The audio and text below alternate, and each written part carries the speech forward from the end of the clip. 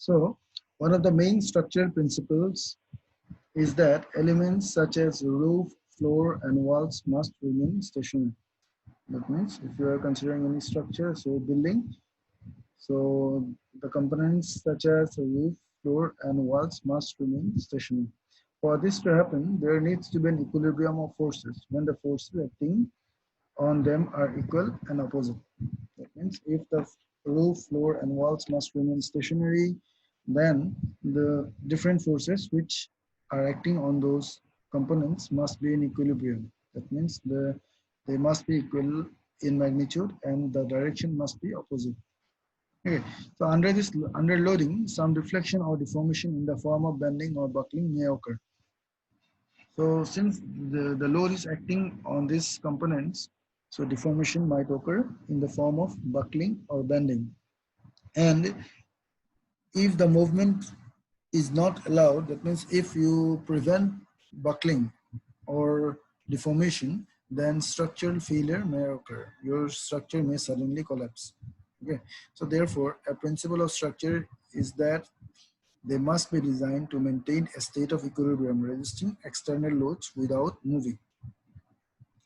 Okay, so the principle of structure says that the structure must be designed in such a way that it will maintain a equilibrium state and it must resist the external loads without the movement of different components.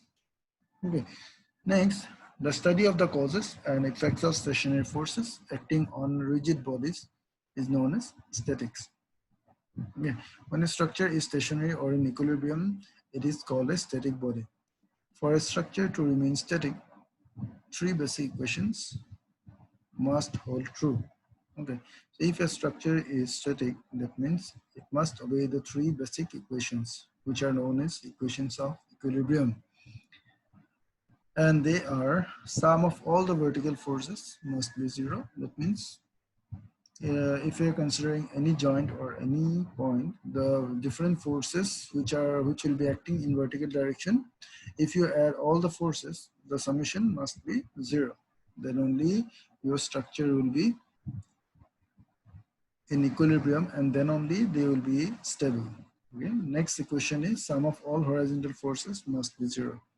So if you're considering the horizontal direction and if you add all the forces which are acting in horizontal direction, the summation must be equal to zero. And sum of all bending forces or moments must be zero. That means if you're considering a particular joint of any structure, the sum of all moments must be equal to zero. Then only that joint will be stable. So the basic equations of equilibrium are, if you are considering any particular joint of a structure, the vertical forces acting at that particular joint must be equal to zero. The horizontal forces which will be acting on that joint must be equal to zero, and the summation of all the moments at that particular joint must be equal to zero. Okay, so if a static structure obeys all the three equations of equilibrium, then only it will be stable. Okay, so next is we have to study about the different loads which will be acting on a structure. Okay, so another principle is that the structure should be capable of withstanding the most severe combination of forces that are likely to be applied.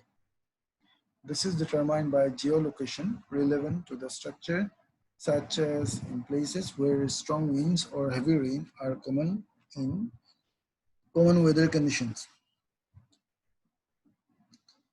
So the main types of load which a structure must be able to resist are live load, dead load, environmental load such as wind load, snow load, earthquake load, settlement, etc. So live load means the loads which are coming due to the equipments, furniture, traffic. Then dead loads means it is the self weight of the structure or the weight of the fixtures, structural elements. Then the different environmental loads are wind loads, snow loads, earthquake loads, settlement, etc. Okay, so the materials We have to study also the mechanical properties of materials from which a structure is constructed. So these properties include strength, toughness, elasticity, plasticity, ductility, malleability, brittleness, and hardness. Okay, so these are the various properties which we have to study about the structures, about the materials by which we will be constructing any structure. Okay, so let us see what we have studied in this lecture.